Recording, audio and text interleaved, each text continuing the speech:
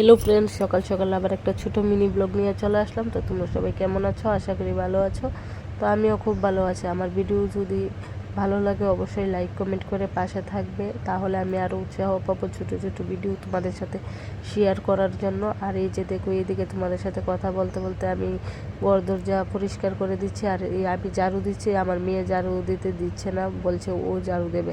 আর কিছু সদস্যদের সাথে তোমাদের পরিচয় করিয়ে দিলাম। আর মার একটা ছোট গাছের মধ্যে কি পরিমাণে মরিচ ধরেছে, এই যে দেখো। তারপরে এই যে তোমাদের সাথে একটু সবজি শেয়ার করলাম, কি কি ধরে আছে গাছের মধ্যে।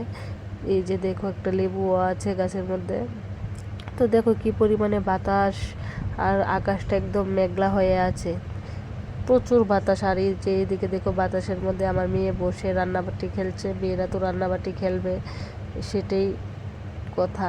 আর এই যে দেখো, মা আর মেয়ে মুরুগ দিয়ে কি করছে, ডরে আমার বাবুর কাছে চলে গেছে আমার মেয়ে। আর এই যে দেখো, আমার বাবু চলে যাচ্ছে ডিউটিতে। তো টাটা, এই পর্যন্তই ব্লগটা।